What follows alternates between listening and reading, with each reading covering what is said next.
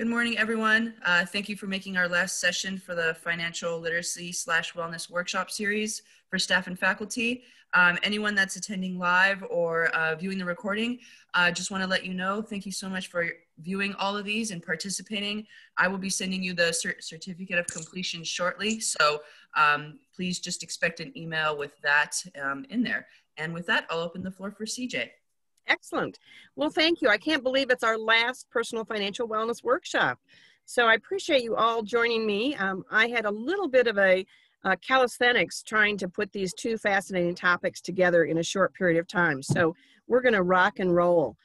But before we tackle that topic, I'm hoping that some of you who've never checked your credit report might have taken that up as a personal financial wellness challenge. Or if not, that you have at least set up a tickler system so that you'll get one soon.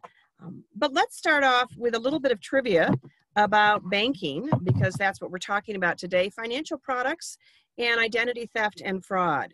So Sweden's central bank, and I can't begin to actually pronounce it properly, is believed to be the world's oldest, forming in 1668. How many years older is it than the U.S. Federal Reserve? Anyone know?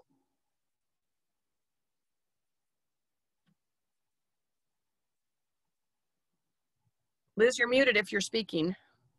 I'm trying to do the math because I believe that ours was created shortly after we were made a country, or right around that time, which I think is 1776, 1668, 76, 68, 112 years. Actually, 245. Okay, so Hamilton's idea didn't go through then. Right. Okay. So there are 12 Federal Reserve district banks, but only one state has 2 banks. What state would that be?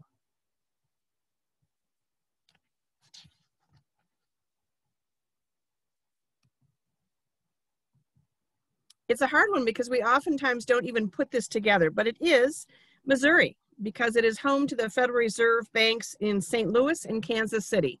And we sort of don't think about Missouri being Kansas City, but it is. The last trivia question: in the housing bubble of 2006 and 2007, banks began to give ninja mortgages. What do you think the acronym ninja stood for?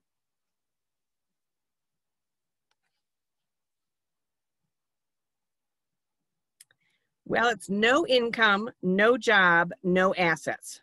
So that was the bubble that said everybody needs a home, even if you can't pay for it. So remember that as we wind up this session, this is about you, your personal financial comfort in your personal financial skin, and about how we can actually start a conversation with our students around these topics. So we've discussed behavioral economics, we've discussed spending and financial planning, saving and investing, managing credit and debt. And today we're going to get into financial products and identity theft and fraud. So let's take a look at our objectives for the day.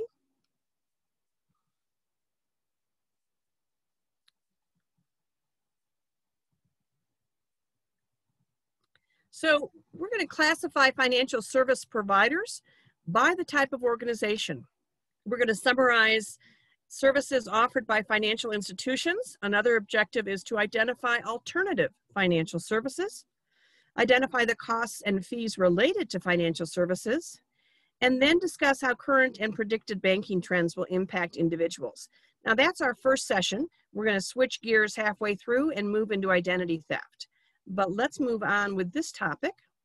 So we're going to look at the banked, unbanked, and underbanked. We're going to consider banks and credit unions, the financial services options, alternative financial services, and shopping online without credit and debit cards. So I'm going to ask you to think about this question: to bank or not to bank? So Shakespeare didn't actually say that, but it's still an important question. So I'm going to ask you, if you would, to go to menti.com, our favorite place, www.menti.com. Use the code 3680266 and answer the questions that are there, and I'll pull that up on the screen.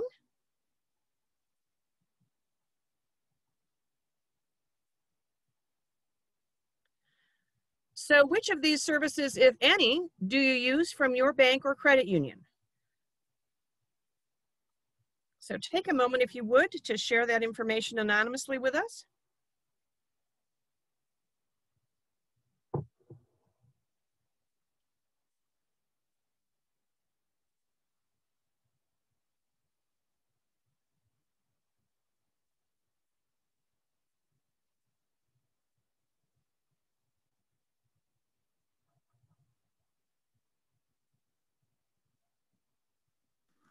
CJ, I have a question. What if we have a credit card, but we never use it? It's like our, snafu card. Still, I would still answer that you have, that you do have. That I have it, okay.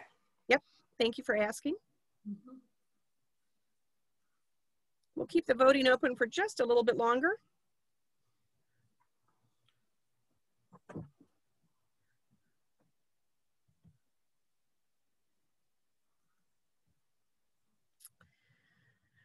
So thank you for that. These results would suggest that you are individuals who could be referred to as banked. Now you may be saying to yourself, well, Dal, why wouldn't you use a bank or a credit union? Well, not everyone does. And so let's consider why people don't use a credit union or a bank, because it's important for us to understand that we may have colleagues in this position. Oh, let me stop that. We also may have many of our students in this same position. So what we know to be true is that people are unbanked because of these specific reasons. They don't think they have enough money to open an account.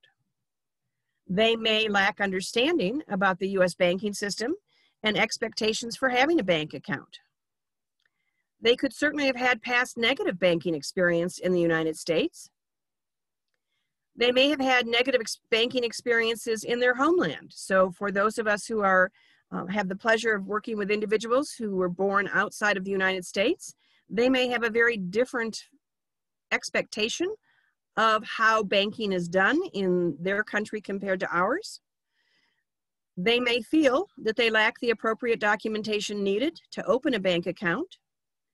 They may fear being reported to authorities. So we think of that as individuals who are not here legally. They may have an unstable living situation. So they're not exactly moving from place to place. They don't really have a landing spot. They could also have cultural conflicts, including banking practices that vary with personal beliefs.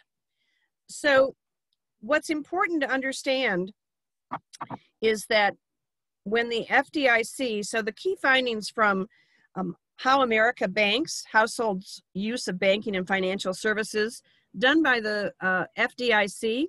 It's done on an annual basis. This is from 2019, actually.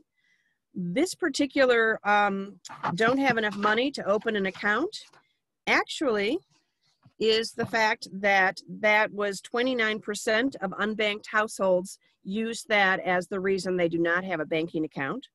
And 16.1% said they do not trust banks.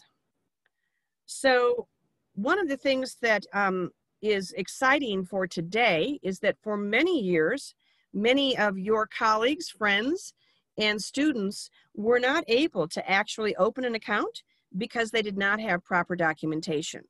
Well, right directly from California, from your executive director from the California Reinvestment Coalition, anybody who is able to establish their identity is able to open up an account. So Paulina went on to say there's nothing in the law that requires anybody to be a US citizen or a US resident. So anybody who can establish their identity is able to open an account. This is relatively new, so it's very possible that you have colleagues or friends or students who do not know this. So I want to make sure that we spend a little bit of time here because this is one of the most important pieces of money management is to actually have a bank account, be it at a credit union or a commercial bank. So banks are required by law to, at a minimum, confirm a person's name, date of birth, and address. and to obtain an identification number.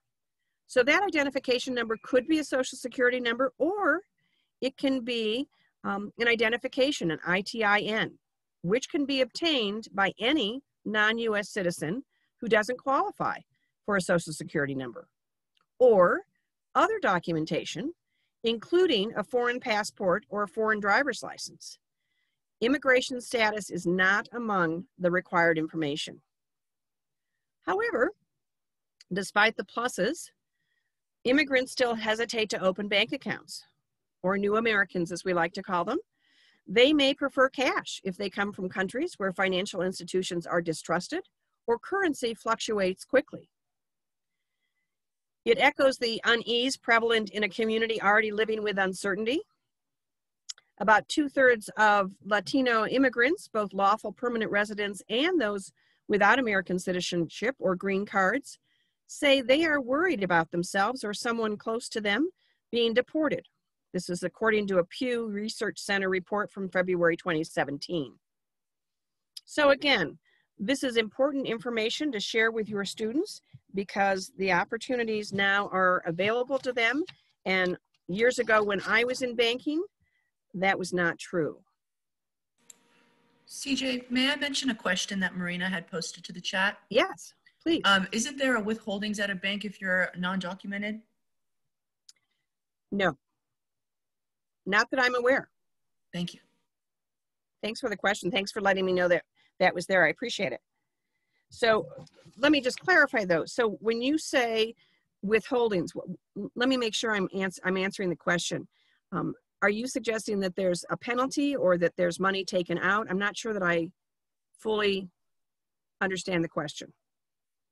That there's money taken out if you deposit into a FDIC insured bank, if you don't have an ID, like a tax ID or a Social Security. Absolutely not. Bank that would be highly illegal and highly suspect. No money. The money that you put in the bank is your money. The only time, of course, that money is withdrawn is if you have a checking account and you have an overdraft.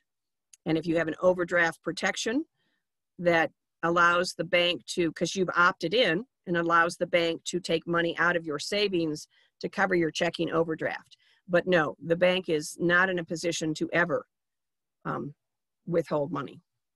So I did a Google search on it because I've seen this before, and it says backup withholding is a federal income tax. It is withheld by a bank when it does not have an account holder's Social Security number. Well, I'm not sure where that's coming from, and I appreciate the research. I'm looking specifically at California, which states that that is not a requirement of banks, that the Social Security is not a requirement. And this was information that I just this year researched. So I appreciate that concern because it would concern me as well. It's not what I'm reading. Can you shoot us the link? Yes, I will. It's an IRS reference, so I'll shoot that link. I think we should be aware if it's still active because of our community. Absolutely, Marina. Thank you for that. I am just not seeing that same information, so I very much appreciate you bringing it to our attention and sharing that link. So thank you for that. I always like to make certain that I'm giving the right information, and so thank you for challenging that. That's excellent. As we move on, one of the things to think about is to just see about the banking status. So this is the banking status for U.S. households. Again, this was a 2019 report. This is out of the Federal Reserve. So many of you are fully banked. And when we talk about fully banked, it means that you are using every option that your bank provides. So you may be using a personal loan. Now, I noticed that no one had a personal loan, and that's fine. But you are, if you have your savings and checking account, some of you have a debit card or a credit card. So fully banked means that you are using all of the options available from your credit union or your bank. So 79% of banking households are doing just that. And it's just the same way if you think about your insurance. You know that you get a better rate when you bundle. So you have your car insurance and your house insurance, and you get a better rate because they are offering you two products and you're not using two different insurance companies. Well, that's how banking is, be it a credit union or a bank. The more products that you use, the more opportunity for you to establish a relationship, and then the more opportunity for you to be seen as a good loan risk should you want a loan, or a good risk for a higher balance on your credit card. Many of us, though, 16% are underbanked, which means we are only possibly using one or two options that our credit union or our bank offers to us, and we may be using alternative financial resource services. And we'll take a look at those in just a moment. And then, of course, we have the 6% that are unbanked. So that means that no one in the household had a checking or savings account at the credit union. So that's just something to think about, because those words are used, the terminology of banked, underbanked, and unbanked. When we look at the stats, the characteristics, you'll notice that, again, our unbanked are individuals with less than 40,000. They also might be underbanked. 40 to 100K, we have fewer unbanked, a few underbanked, but far more fully banked. And then we look at greater than 100K. We add in the education level. You can read that slide for yourself. And then we add in the ethnicity. So again, we have fewer Caucasians unbanked. We have African Americans or Blacks, and then Hispanic. So the point of this is simply to be very clear that we are interested in being able to provide opportunities for individuals who might be unbanked as far as their family is concerned. And I do also want to be very careful that we talk about the cultural and with the sensitivity to cultures. It is an imperative that people use a bank or a credit union. It is simply a very viable money management tool. So we want to be incredibly sensitive and respectful of all of the cultural issues, all of the family and values and beliefs that people have around banking. Isn't for everybody.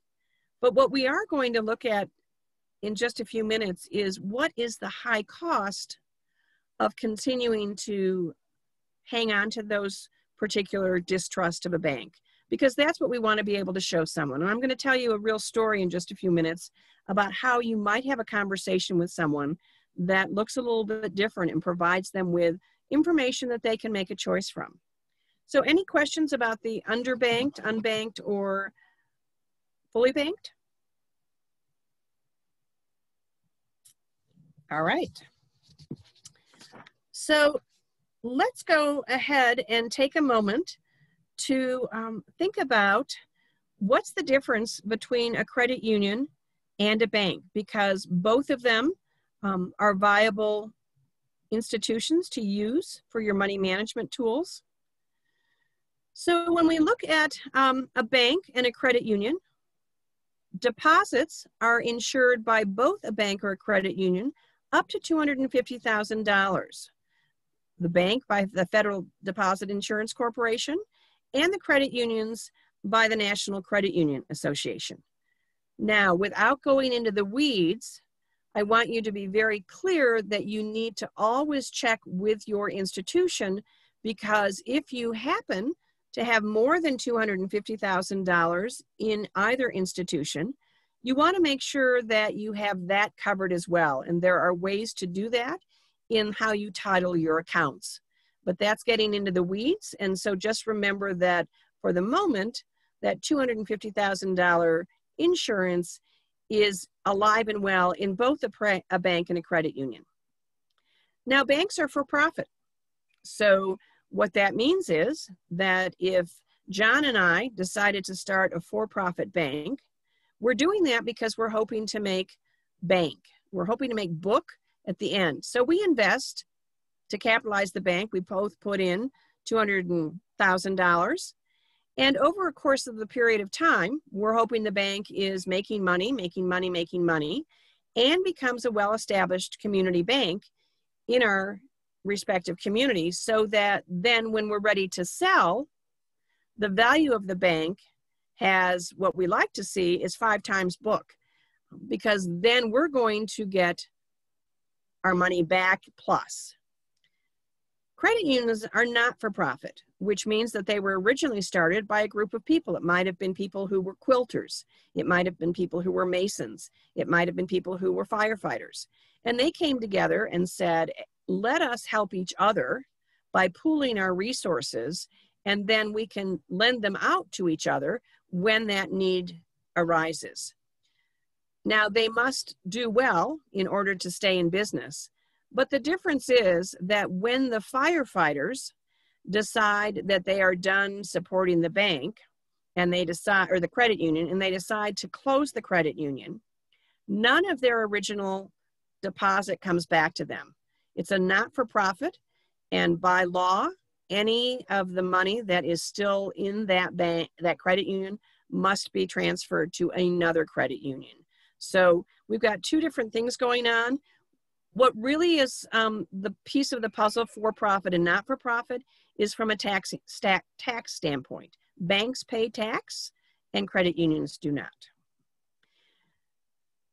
It's a business and corporation owned by private investors for the bank. So remember, John and I are private investors, and that's how that goes. And the financial cooperatives are owned by their members. So many times, as a result of that, people who are in that credit union find that it's a warmer and fuzzier experience as a customer, because they really do feel like they are members. Years ago, you absolutely had to be a firefighter if that was the firefighter's credit union. Now that has expanded, and you simply pay a little membership fee, and then anyone can be a member of the firefighter's credit union. The last difference is that the banks are governed by a board of directors chosen by the stockholders. So remember, it's a for-profit bank. People can have stock in the bank, those of us that put in our initial investment, and we get to choose who runs the bank.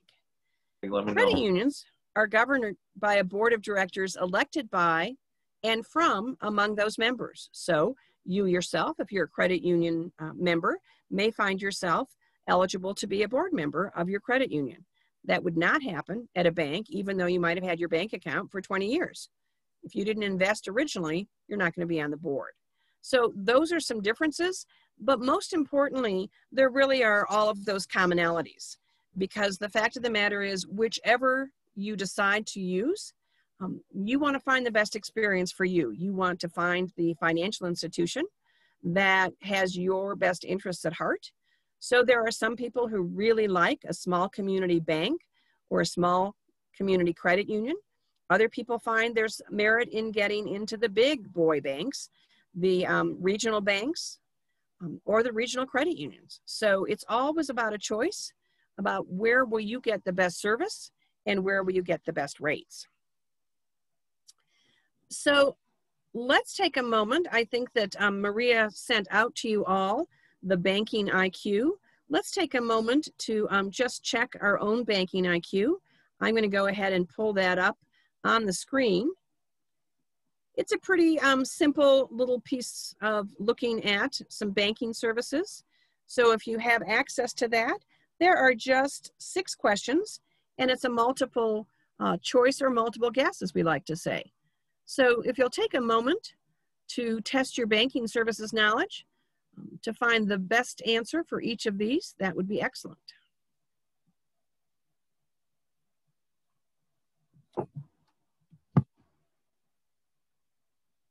And we'll pull together in just a few to find out what the answers are.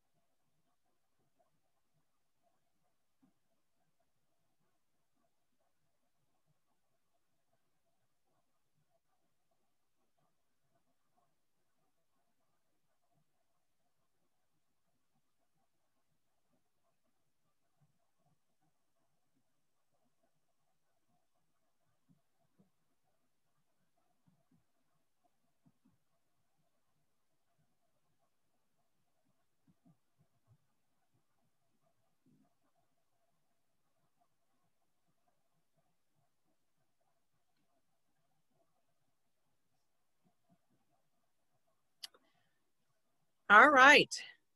Let's just do a quick check. So a remittance is A, B, C, or D? What did you say?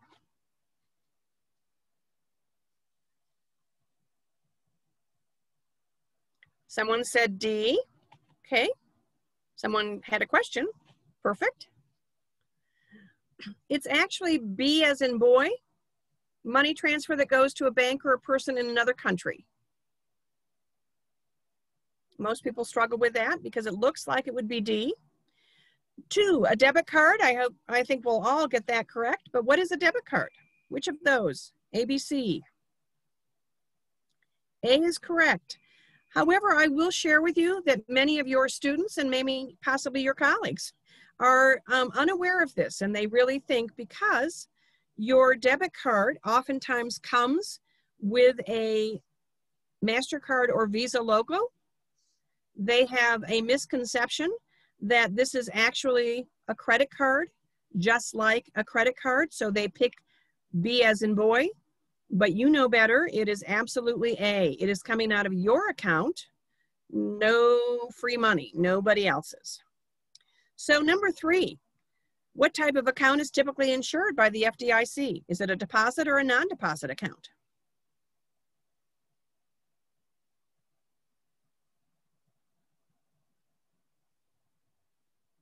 Well, we're looking at A for deposit. It is a deposit account. So that is what is insured. If you have purchased any kind of mutual fund, or if your bank has provided you that opportunity to purchase anything that has a risk, then that's your non-deposit. And of course, no insurance on that. A risk is a risk is a risk. 4, with online banking, you can access your account at any time. Oh, number 1 was B as in boy. So it's a transfer to another country. So a remittance is B. So with online banking, you can access your accounts at any time too. What's the answer? A, B, C, D, E.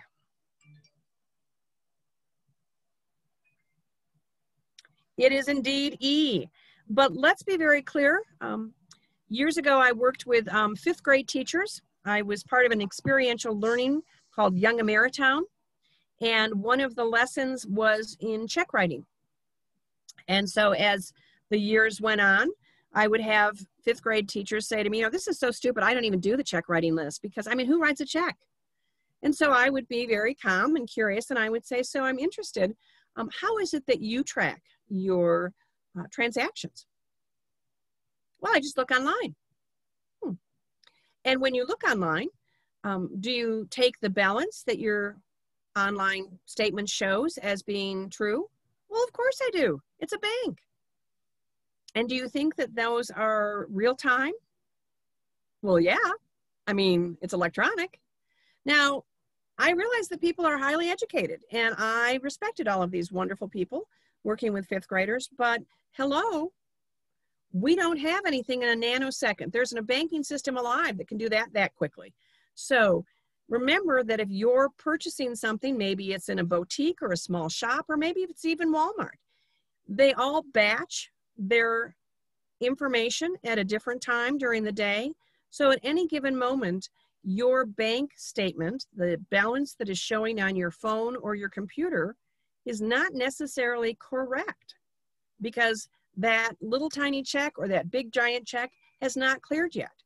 So why we teach checking in a grade school is not for how to write the check, although many people don't know how to, but most importantly, how to keep a transactional record so that you're not depending on the bank to let you know what your balance is. You're still looking at your piece of paper or your spreadsheet on your phone or wherever it is, and you're going, "Oh, look, the bank says I have $500 more than I thought." That doesn't mean happy dance. That means I wonder what checks haven't come. "Oh, that check hasn't been cleared, so I don't have an extra $500. So even though the bank accounts, online banking gives you all of this access and all of this timely information, it's not real time. So encourage your students to pay attention to that. I have seen too many people who have become deeply in debt because they were not paying attention. And then they said, "Well, the bank said I had." It did, but you knew better. 5, what banking services may be offered with some deposit accounts? So we've got 4 choices. What do we think the answer is? Or 3 choices. Yeah, 4 choices.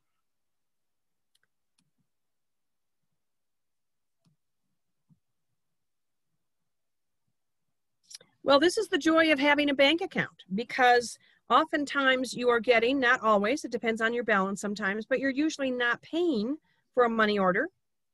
You get free online banking and telephone banking. There's not a charge for that. Usually, because you have established your banking relationship with a credit union or a bank, you can get a better rate for your loans. And again, depending on your balance and which account you pick, it's very possible that you're getting free checking, so you're not paying. Another thing that you probably are getting is that you're not paying any ATM fees if you're using the bank or credit union's ATM. So number 6, which of the following is a good reason to use a bank? A, B, C, or D?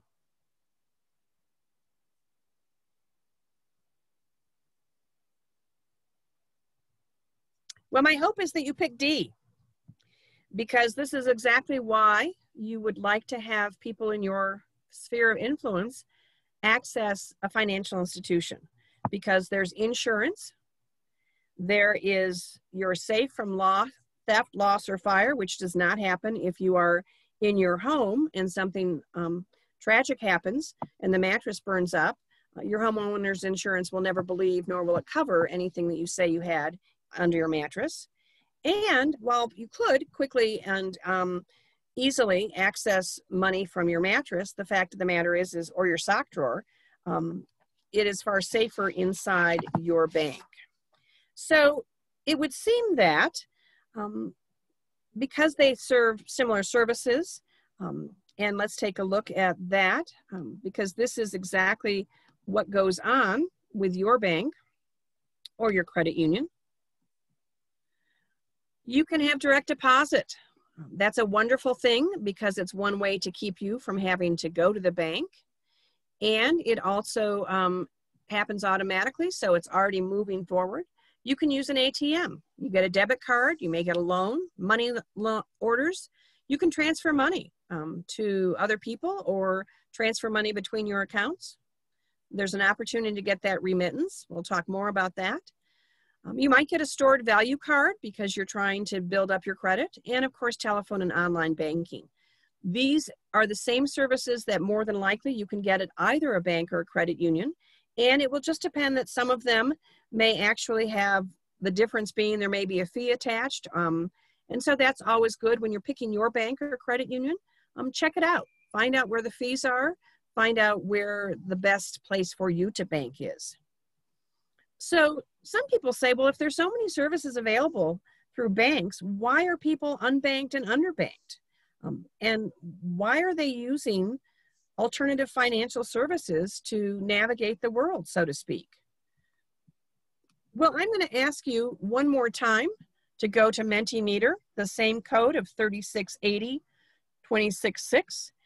and share with us what you believe are some of those alternative financial services. So let me pull that up. So can you list at least one alternative financial service so that we can begin to be on the same page with what we're talking about? Let's take a few minutes to put in our ideas.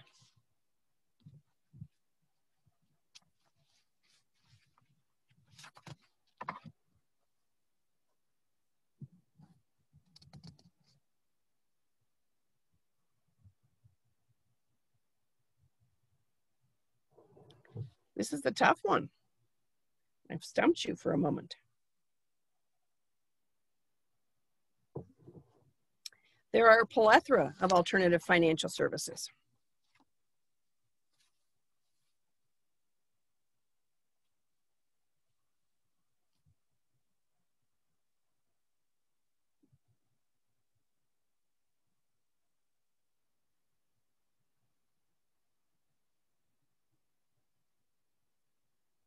Thank you for that.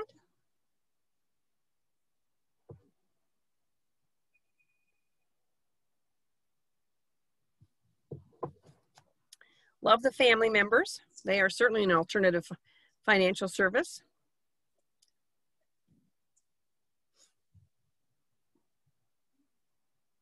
PayPal, Western Union,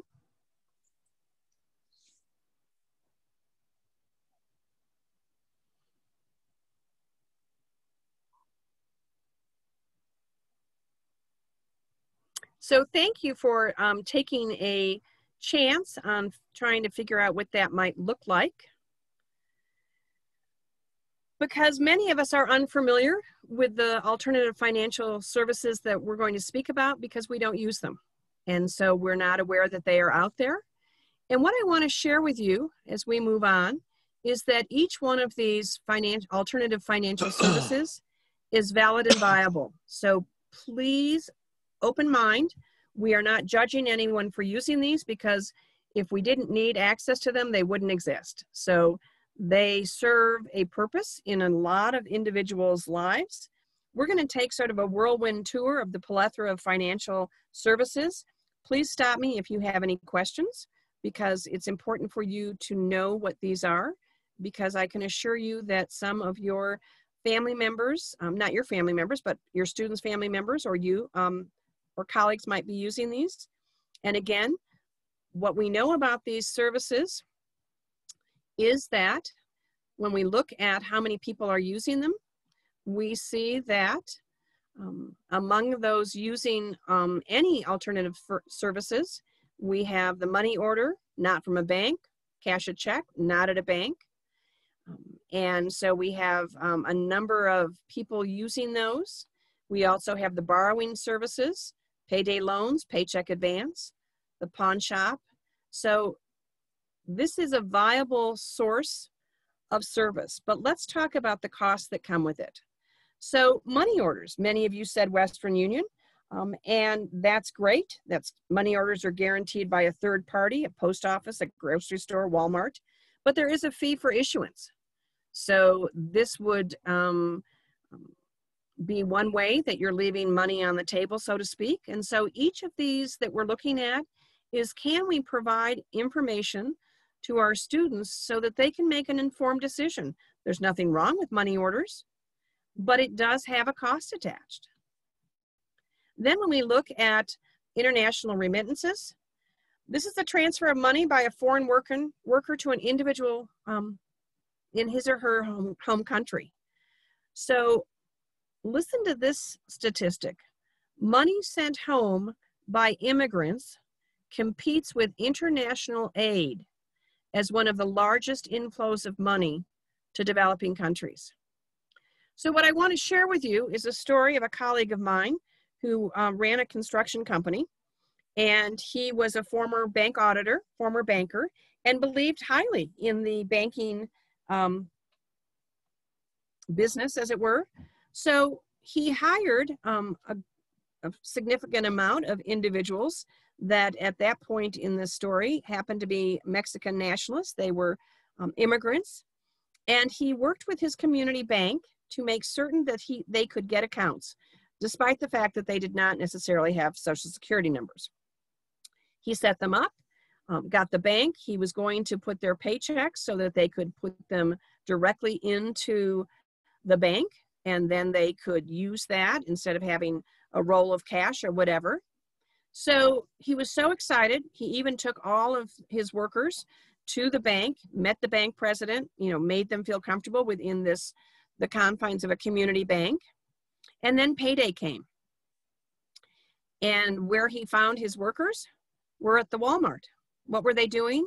They were sending money home. Now, what he hadn't recognized is that because Mexico has no centralized banking system, there was no way to get the money to their family and friends except through Walmart, because Walmart was the central location and they could send money to any Walmart in Mexico. So again, great intention, missed the boat. But with each of these services, there's money taken out for the benefit of using them. So all of the money that they were sending, they were, in my terms, leaving money on the table. So check cashing outlets, they're alive and well. They're on almost every corner. And I want to share with you a story about a check cashing outlet incident. So a number of years ago, there was a project. It happened to be called a bridge project. And it would, I think there were about 6 young men who were 16 and older. And they were being provided a stipend, a fairly significant stipend on a weekly basis, to teach the 8th graders in their community how to repair computers. So they were doing a lot of really great stuff, and it was a wonderful project. And I was called in by the head of the organization who said, I need you to come in as a financial advisor. I was working for the only bank in the world for children 21 and under, Young Americans Bank. And she said, could you please help them? I see what they do. Every time we pay them, these young people go to the check cashing 2 blocks away and cash their check. And we'd love for you to talk about a bank account. So I said, okay. So I walked into a room of 6 young men who were of varying ethnicities, and I was the Caucasian, and I started to just have a conversation. And they had their arms across their chest. And I finally said, yeah, this isn't working. I said, so talk to me. I'm obviously not saying anything that makes any sense to any of you. So finally, a young man said to me, Miss, here's the deal. I work hard for my money, but I need to help my family. So I go to the check cashing on my way home so that I can cash my check, and then I can take a little bit, just a little bit, for myself. And then I take the rest home to my parents. And I said, thank you so much for sharing that with me. And first of all, I commend you for your commitment to your parents. And I understand completely. What if I shared with you a way that you could possibly take more money home for yourself, leave the same amount for your parents, and not leave any money on the table? There was a little bit of, sure, not going to believe you. So then I shared with them that if they would either come to my bank, which wasn't my sales job there, or go to a credit union or a bank in the community and open up a savings account, it would take a small minimum balance, maybe $5. But once they did that, they would be able to take their paycheck every day, every week, and cash it. And they could and the bank would not charge them for that opportunity. And that they could still give the same amount to their parents, which I again commended them for, and they would get just a little bit more in their own pocket, which I felt was fair, because the old way was leaving money on the table for the check cashing. We had a conversation. We left smiling and shaking hands. And 2 days later, I had someone from the bank call me. I was in another area, and they said, hey, there are 3 guys out here that want to talk to you. I said, okay. I walked out, and here were 3 of the gentlemen that I had spoken with 2 days earlier. And one of them was clearly the ringleader, the one I'd spoken to directly. And he said calmly, you know, miss, I thought about it. I got it. I get more money in my pocket. Parents get the same. I said, He opened up an account.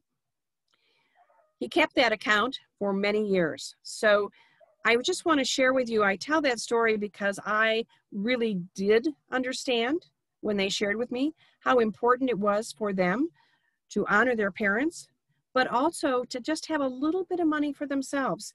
And what I was able to share with them through that story was, yes, let's continue giving your parents money, because that is not only a beautiful way to honor your parents, it's also a part of cultures around our country. But why not just get a little bit more for yourself instead of giving it to the check cashing outlet? So sometimes we don't know that that's an option. We don't understand that we could actually do that. So the check cashing outlets take a chunk of change out of every time that you cash your check there. But again, if that's what's available to you, then it all makes sense. Now, payday loans, when payday is too far away And some of us have experienced that, and I'll tell you my own story. But payday loan terms are pretty high. And the thing about payday loans is that you get into a cycle and a downward spiral. So my story is that payday loans seem sort of creepy to me, but I bank with Wells Fargo, and I get most of my money comes in direct deposit. Well, I also do a lot of gig work, and so one instance a number of years ago when I actually was working more for myself than anyone else, I was not getting the contracts in. I was not getting paid in time. And I had an issue with my car. So I'm up at night trying to figure out how I'm going to pay for this car repair when my payday is too far away. And what happens? I land on this beautiful page on the Wells Fargo page that says, we have direct deposit advance. Now, doesn't that sound more sexy and more, I don't know, just fabulous? Payday advance or direct deposit advance. It sounded so alluring. It's still a payday loan. So bada bing, I clicked the yes, please. So into my account went $500 and I'm like, yes, I can get my car repaired. Well, of course, then came payday. And what did they do? The appropriate thing, because it's exactly what I signed up for. They took the $500 out and they took the $50 for the pleasure of my getting my money soon. So now I'm back in the OMG boat because now I've got bills to pay. I'm not exactly thrilled with my behavior. It took me 6 months to dig myself out of that hole. And it was an incredibly costly situation. But I'm not saying I wouldn't do it again. I hope I never have to do it again because I hope I'm managing my money better. But payday loans have a purpose and they serve a customer well. Then we move into the Uncle Sam is here to help you. So sometimes people get a tax refund anticipation loan. So we know that tax day was moved out to May 17th. So sometimes you'll go to H&R Block or some other organization and they will do your taxes for you. And then they will say to you, hey, do you need the money now? Because we'll make you a loan. And we anticipate that you're going to receive this much back from the IRS. Anticipate, not guarantee. So you say, exactly, I do want that money now. And they give it to you. And then they file your taxes. And then Uncle Sam takes a look at them. And then Uncle Sam says, not how we calculated it. And suddenly you're getting less back from the IRS than the loan is. And yet you need to pay off the loan, but now you're underwater. So caution. Then the question is, and this is a half a dozen of one and 6 of another, should you set your deductions so that you are actually getting less money in your pocket every week from your paycheck, but bada bing, at the end of the year when tax season comes, you get a big refund? Or should you do your deductions accurately and get all your money now and a very tiny, if any, refund? That's a personal choice. I know many people who say, you know, the only way I can really save is by doing this. So at the end of the tax season, I get a big refund and then I can do things with it. And other people say, yeah, I'm not going to let the government have my money. I'm just going to take it now. So no right or wrong. It's just to be careful that you know what you're doing. Then there are the pawn shops. Let's be very clear about this. Las Vegas pawn shops, Old Man and Chumley, they made pawn shops feel exciting. Well, they're in it for the money. So because you are strapped, you take your mother's wedding ring, you get $300, you think it's valued at $300. The pawn shop offers you $30. Then they pop in their fee. So to get the ring back, you've got to pay $36.60. To extend the loan, you're ending up paying some more, and so it goes. Very few people have the opportunity to go back to the pawn shop and get that item back that they have a sentimental attachment to. It just doesn't happen. And that's why pawn shops are in business. But in the moment, if you need cash, pawn shops are the place to go. The rent to own.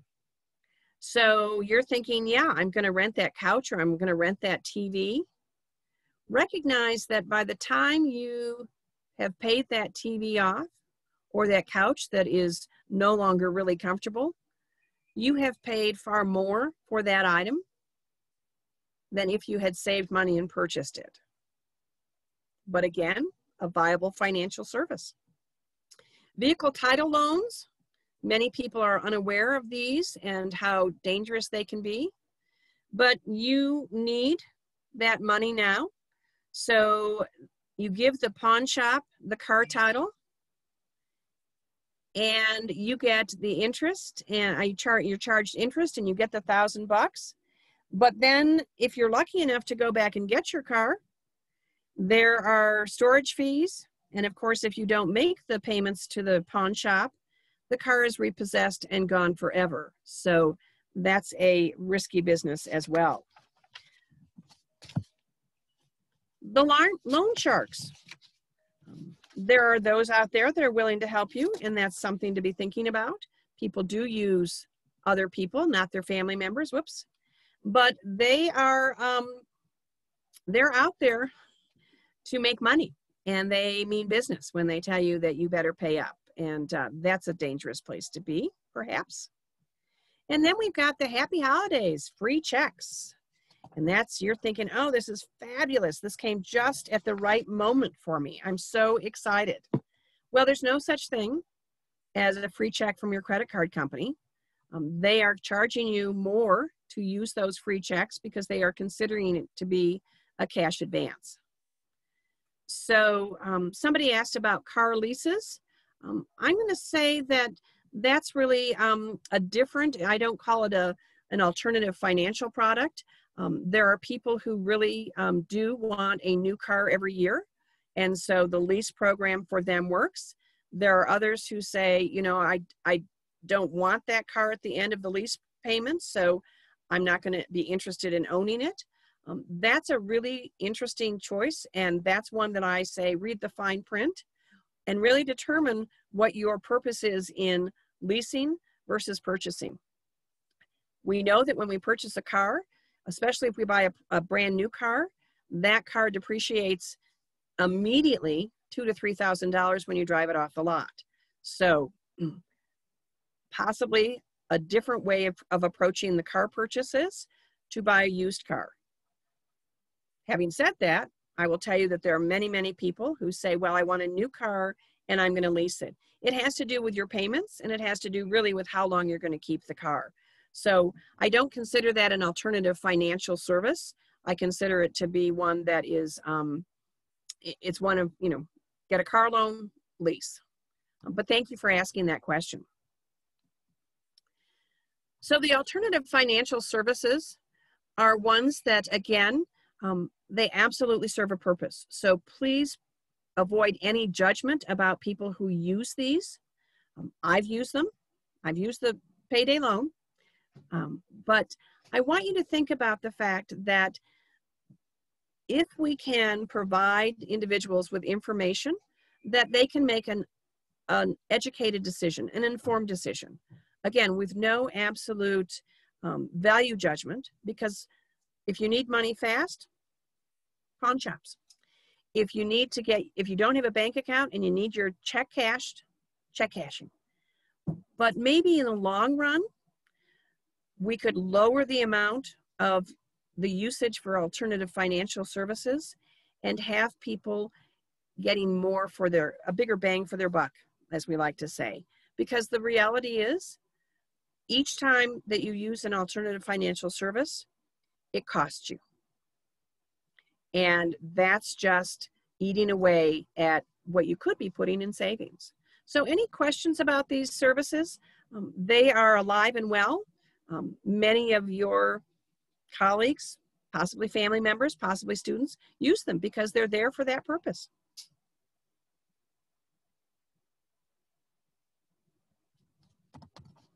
All right, well, let's talk about the fact that what if I don't want to use a bank? Well, perfectly fine. No big sales job on my part. So there are ways for you to shop online without a bank account. And you should be familiar with these because there are myriad reasons why people don't bank. We already know that. So there is Amazon Cash. Charges no fees to the consumer, and you can add cash at multiple locations. This is cash, cash, cash. So you're going into, for instance, maybe a 7-Eleven, and you're adding cash on your card so that then you can use that card. It's an Amazon Cash. PayPal My Cash Card. Now there is a fee every time that you want to add to it. So you just want to make sure that you're aware of that. Pay Near Me. This is not nationwide, but there are some communities that may be in your community. Pay Near Me encourages merchants to absorb the fees, but not a lot of merchants do. So then suddenly there is that fee to be able to pay bills with cash at 7-Eleven or more. One of the things that we know about the banking system is that it needs a lot of innovation. There needs to be more ways for people to access solid financial services that don't cost. And I will share with you that the FDIC and the Federal Reserve is spending a lot of time and energy looking at innovative ways that keep people's money safe, but allows more access to traditional services in lieu of having those alternative financial services. So any questions about these services? Look them up, check them out.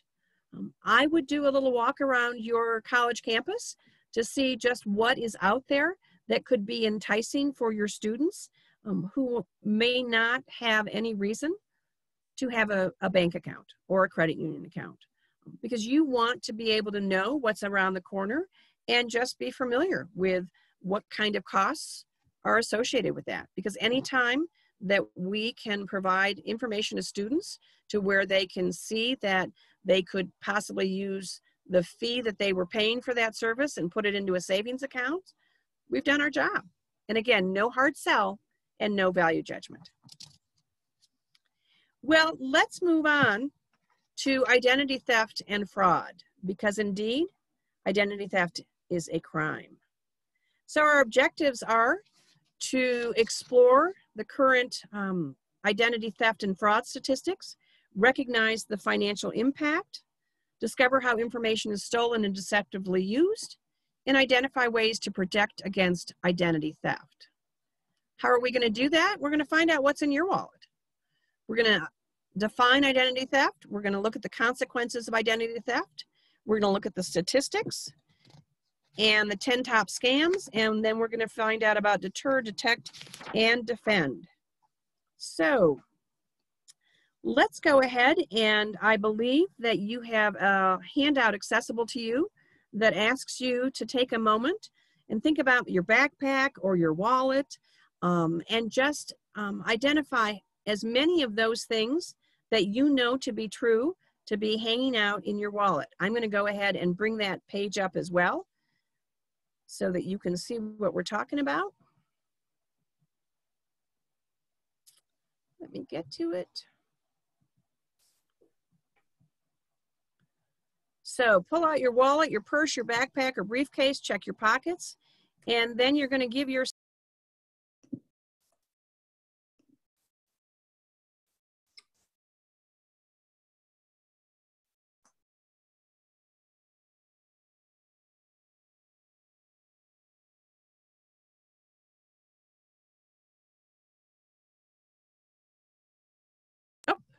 I was muted for a moment. So add up your total and check off how many of those are happily living in your wallet or your backpack or your purse.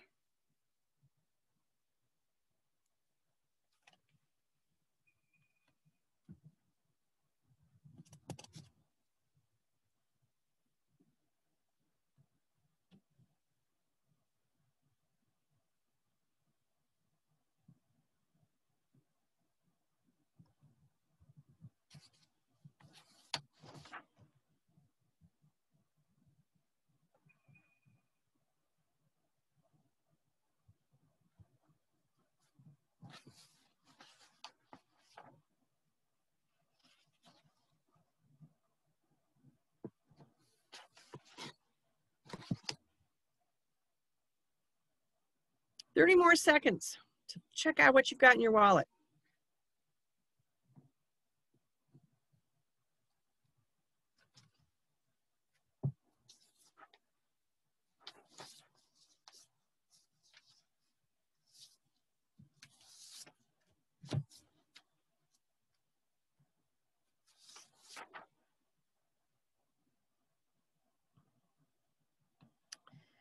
Well, ladies and gentlemen, this is the game of golf. The lower the number, the better off you are. ID theft and fraud experts suggest that you have very few things in your wallet. You have your driver's license or other form of state-issued ID, 1 or 2 credit cards or debit cards that you need for that day. Don't write the PIN numbers on the back. And any other personal identification document that you need today. So what they're talking about is making certain that you are actually just prepared for the day, not for your lifetime. So many of us have a lot of things in our backpacks and our wallets that give away some very important information. So let's figure out what exactly we mean by identity theft. So it's a federal crime. It occurs when someone uses your personally identifying information, like your name, social security number, or credit card number without your permission for unlawful activities. What are the consequences? Well, they can ruin your credit. They can get you in trouble with the IRS. They cost you time and money to fix. According to those in the know about identity theft, and I have some colleagues in the Colorado CBI, it can take up to 5,840 hours, which is the equivalent of working a full-time job for 2 years to correct the damage from identity theft, depending on the severity of the case. Here's something that I really want you to pay attention to, because more importantly, it could cost you your life. One of the biggest concerns is the medical fraud that is happening. Someone uses your identity to get medical care and changes your medical records. They say when they're at the doctor's office, oh no, I'm not allergic to penicillin, not sure why that shows up on my records. They change the records, and now the new you, who really is allergic to penicillin, and when you go in, they give you penicillin, and that's a significant consequence. So my colleague at the Colorado Bureau of Investigation and Victim Advocate's Office constantly reminds me that it's not if, but when your identity will be stolen. So it creates a whole separate you, and that whole separate you now is walking into medical offices with the wrong information, as well as walking into the bank with the wrong information. So yes, medical nightmares. Well, hello, the Federal Trade Commission estimates that as many as 9 million Americans, 9 million Americans have their identities stolen each year. Every 3 seconds, another identity is stolen. Well, how do they succeed? Well, they get your mail and they reroute it. You know, you don't have to have any identification to go and change someone's mailing address. They still do just stealing. They just steal your wallet. They still dumpster dive. So if you do not have a shredder, get one today and make sure it's a diamond cut. Pre-texting, so that's when they're sending you a text and you are clicking and bada bing, too late. Skimming is done at gas stations. So always look and make sure that that red tape that is there by where you put in your credit card has not been sliced and diced. What experts will tell you is always go to the gas pump that is closest to the convenience store, because putting in the skimmer, they're not going to do that right next to where they can be seen. They're always going to do it on the outside islands.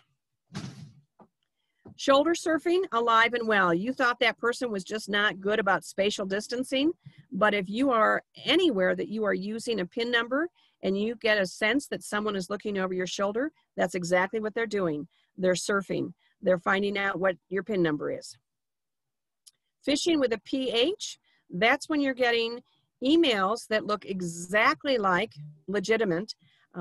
My friend Hazel Heckler, that's her name, at the Colorado Bureau of Investigation, when we were able to do things in person together, she would bring 2 Wells Fargo letters, and she would ask the audience to pick which one of them was the fraudulent and which was the real. 9 out of 10 times, people picked the fraudulent letter as being the real one.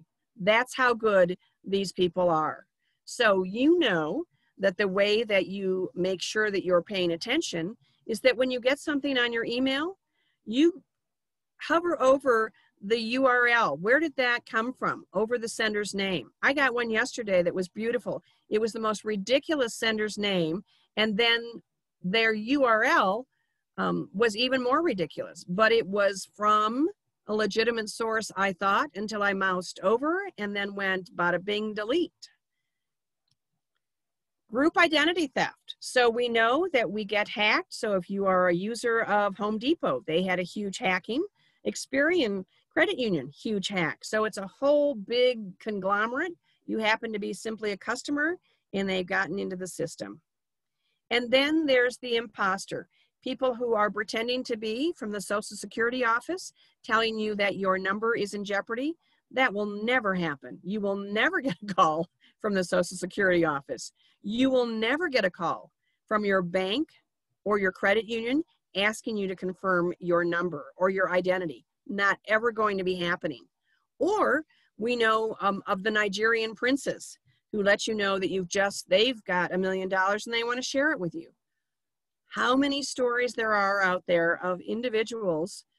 My most favorite was actually 2 women, a mother-daughter team, who pretended to be a man and set up a whole dating scam, because who better than 2 women to know what women would like to hear from a man?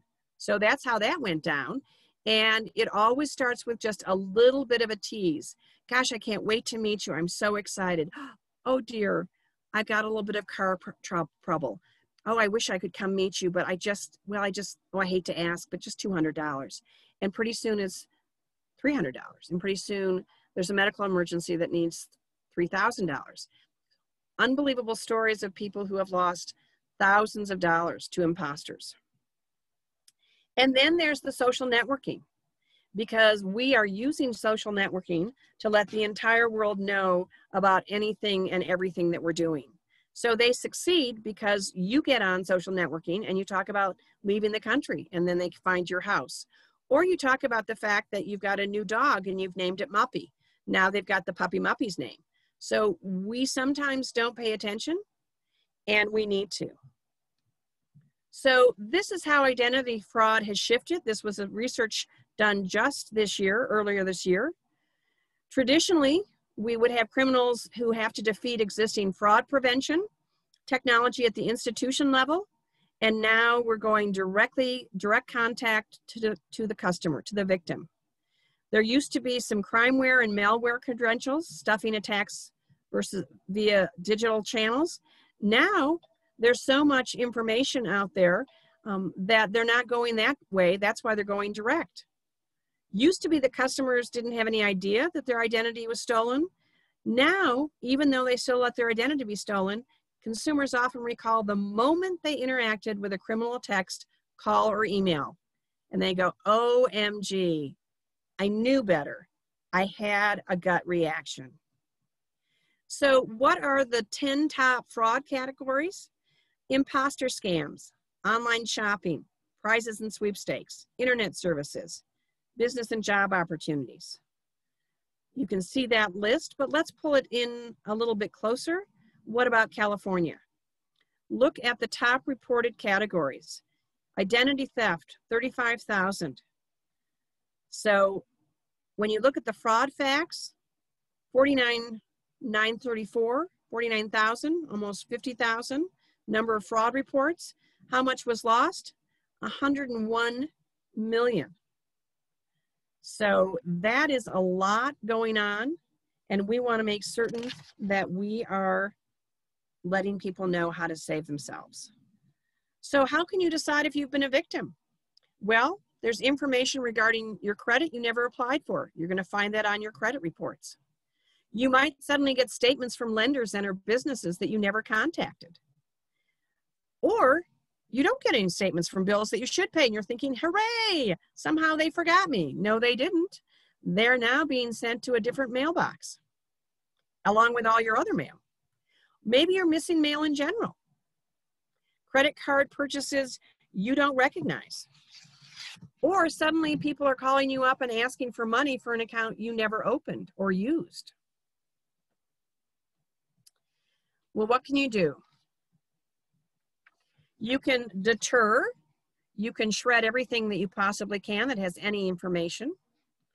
You can protect all of your identity by making certain that you are never sharing your PIN numbers or any of those personal informations.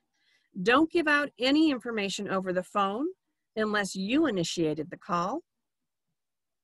Never click a link that is embedded in the email unless you have truly checked where that email is coming from.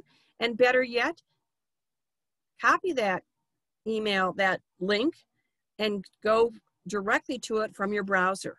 Because once you click, then the hackers are in.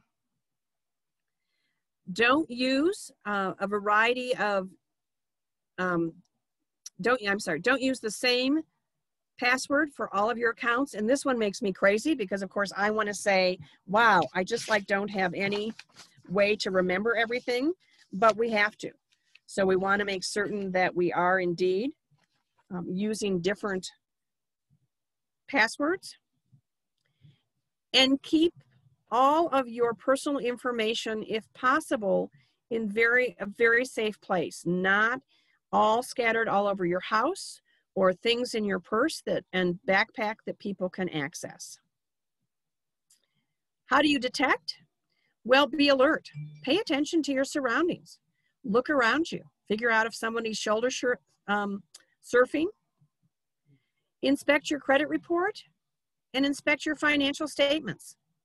So that's the beauty of online banking, is that I am checking my banking statement every day, just quickly, because I do I have to admit, I shop at Amazon.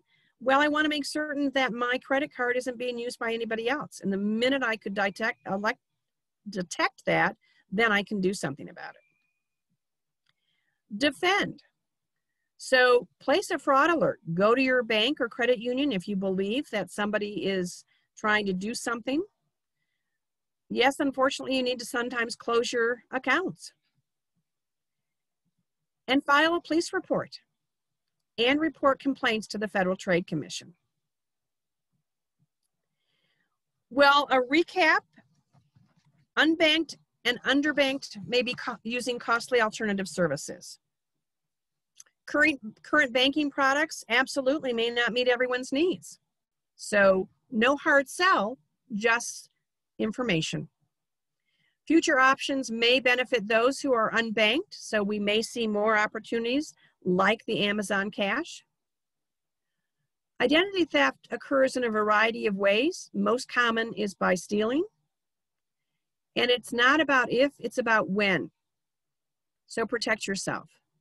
Let me make sure that you are aware of the fact that many young people think, identity theft isn't going to happen to me. I don't have any money. Make no mistake, they're not after your money. They are after your personal information so they can create new accounts for themselves. So what they love about young college students is most of them don't have a credit history. So they get to start one in their name. Another fact that I want to share with you that is one that is distressing to all of us is that identity theft happens more often than not within your family. So there are a number of students who get to be 18 and they go off to start their life and they discover for whatever reason they have the worst credit ever. Why? Because their parents took it upon themselves to use their Social Security number, their child's Social Security number.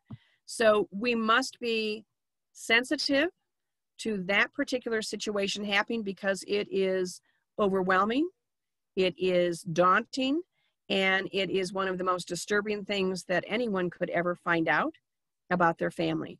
But it happens more often than not. So more identity theft happens among friends and family than it does from people who are just strangers walking around the street.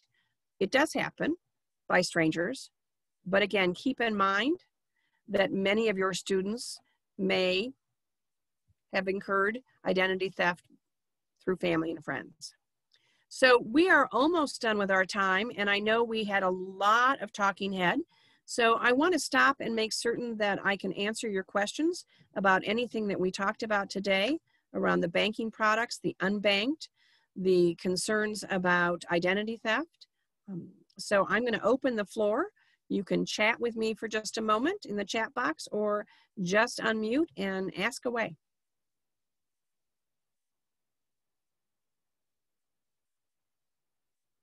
It's crickets.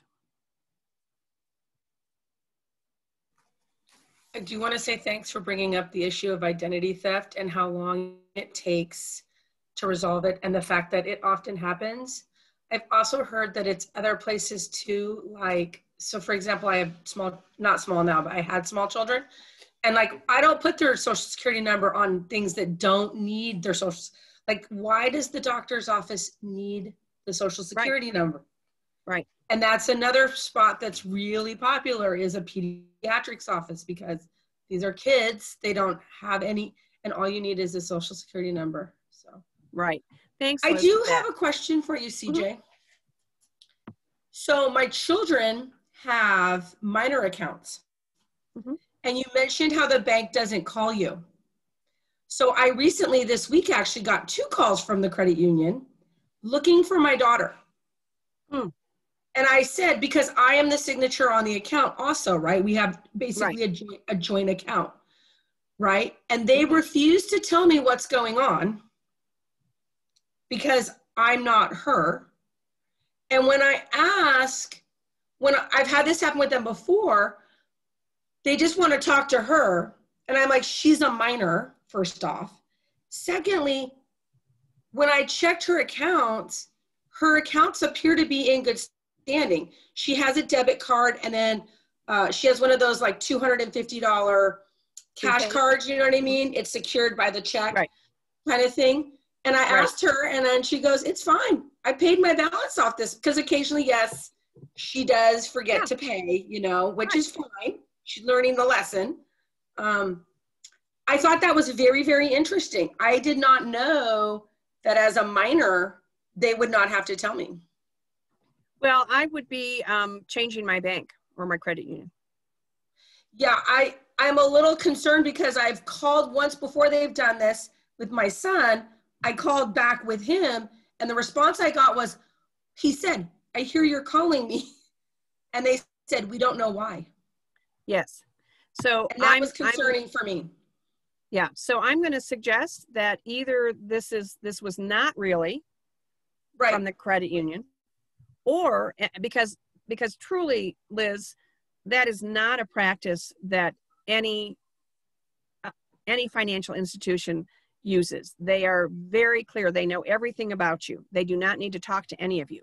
Now, if you get, the only time Wells Fargo ever calls me is if they are concerned that that fraud has been committed. But I always call back. I always clarify the number. I always make sure that it is the fraud number. I get on the Wells Fargo, website. I check that this is what you call, and I call back and make sure that I'm talking to them. But they have never called me for any other reason in my lifetime. I'm pretty sure it is them. But I also think part of what's interesting here too is I am a signature on the account, but they're not willing to release any information to me. And I think I want to share with others in the room, because I'm trying to refinance my brother's house that we co-own together. And I'm the income source, right? My brother is disabled. Right. And so what's happened is when they ran my credit report, all of her payments that she's missed show up on my credit. Right. Because everything I co-sign on shows up on my credit. That is correct. because You you're know, the and adult. that's a thoughtful thing to think about. Yeah. I knew that going into this, I was willing to take the risk because my theory is better now than when she's older. Yeah, absolutely. Right? But be prepared for when you sign up for things, because mine are like, it's $10, right? It's for Spotify. Right. It's not thousands of dollars. So I can Liz, rectify things. Let me clarify. What are the ages of your children? So one of them is sitting right next to me here. This is my 16-year-old. And my daughter is 14. And what I did is at their 13th birthday, gave them the present. So that bank is incorrect. They cannot be speaking to those minors.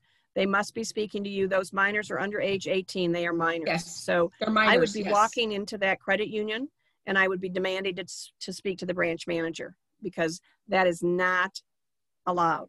They are breaking the law. Okay, and that's what I was under the impression of too, is that I kept saying, this is a minor. You may not talk to my child without me present, even though I know you offer minor checking. That has nothing to do with, you're the signature, you're the adult. So yeah. That's what I thought. Wow. All right. I just think people should know. Be careful who you ask. Yeah, absolutely. Well, we are at the end of our 5 weeks. My hope is that this has been the best use of your time on a Friday morning. And we would very much appreciate if you have a chance to pop into the chat box something that you think, wow, I'm taking this away. This was important to me. And please feel free to give us constructive feedback if you say, yeah, not so much. But Maria and I and John would very much appreciate you taking a moment to put into the chat box what value you found from being with us on a Friday morning for the last 5 weeks. And as Maria said, the certificates of completion are coming out from the Chancellor's office, so she'll be getting those to you probably early next week.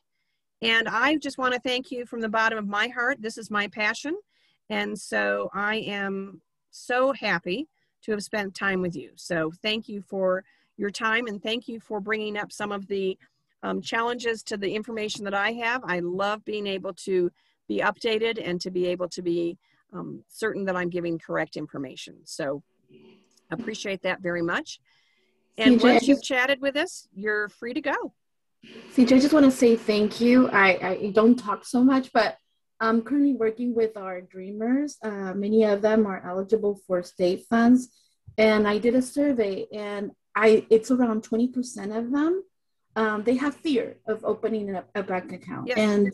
And so this was very helpful. I just want to let you know that I've been taking notes, and it is helping me, and it definitely will help our students. Great. And you know what I'm going to suggest to you is that oftentimes one of the things that breaks that fear is if you have the time, or you have somebody who is close to that individual who might give them an introduction to the bank, so that you might do a little bit of pre-work in talking to, if they're going to come to your bank, in talking to someone at the bank to say, I would like to bring a student in who has some concerns, and I would like to know for myself how you might treat that person.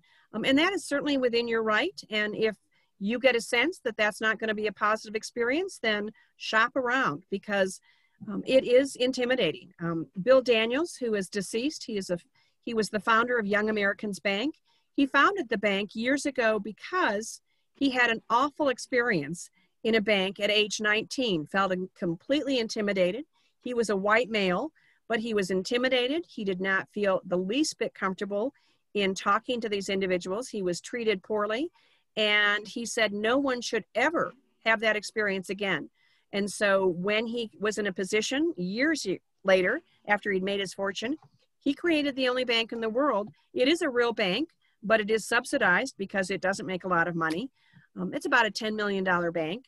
But that was the reason, was because the treatment was so negative. So I always say, be your, escort someone into a bank, preferably one where you have a good rapport, so that they can experience a positive experience. But thank you for sharing with that. Yes, it is a very common and unfortunate feeling about how you might be treated in a bank or a credit union. So thank you for that. No, and thank you for your guidance. I'm sorry. I would also say that one of the other schools that we're working with actually went out and started a conversation with the local credit union so that they could come to the school and to the students and talk about developing a credit union relationship, which is, and in California, you're very lucky. The bar is set very low. CJ went over that at the very beginning of this session, and I think for a very good reason. And I think that having somebody from the local credit union that's affiliated sometimes with the school can make all the difference in the world for allaying the students' fear. The one other thing I would say is that this training is scheduled again, or it will happen again after July 1st. It hasn't been scheduled yet. So if there are any things that you would like to make sure are included in that second iteration or second version of this training for staff or students, we want to hear from you now, or anytime between now and, let's say, the end of June, so that we can incorporate. Yeah, we can incorporate any changes that or any additions that you think would be terribly important for people to know. Right now, there's been a decision. We have I think it's Bank Mobile, so students could have the opportunity of choosing a check or a banking account, but that's going away after beginning fall. Oh, so it's only going to have, they're only going to have the opportunity to have a direct deposit. And so many of our students do have that fear. So I'm the one that has the contact information of our AB 540 Dreamers. And it's a 19.8, I believe, % of the respondents. Right now I have 130 that have responded. And so everything's confidential. So I email them. So I'm meeting with them next week I'm hoping to help dissipate that fear, but also many of them, what was one of the students, particularly his dad was deported. And so he was mentioning that the income that he has is only to help pay the rent and help, it's his uncle and aunt where he lives. And so he doesn't see an opportunity of why opening a banking account. So that's what he expressed. And this is only one student. Sure. Sure. But I do, thank you for the insight. And I will reach out to Maria. And I think it's very important to have our local credit union maybe coming and providing a workshop or talking to our students. Absolutely. People, it's a great opportunity for the college to create a relationship. And also to be very sensitive to the students' concerns and their fears, because that needs to be addressed, and it won't work for everybody. But I commend you for taking that on. So thank you. You may be surprised that the credit union may be quite amenable to doing that too, because these are all potential customers. Thank you. Thank you, John. Thank you, CJ. And thank you, Maria. You bet. Yeah, of course, Maite, we'll communicate about this separately, but yeah, I would love to work together with you on this. All right, with that, want to be respectful of everyone's time. Thank you for staying over. Thank you so much for everyone that's attended. I'm going to go ahead and end the recording now and end our session. And yeah, email me if you have any questions. I will be probably sending out a survey in the coming next week or so. And yeah, love to hear your feedback about anything and everything. All right. Thank you, everyone. Have a good one. Thanks, everybody. Have a great weekend.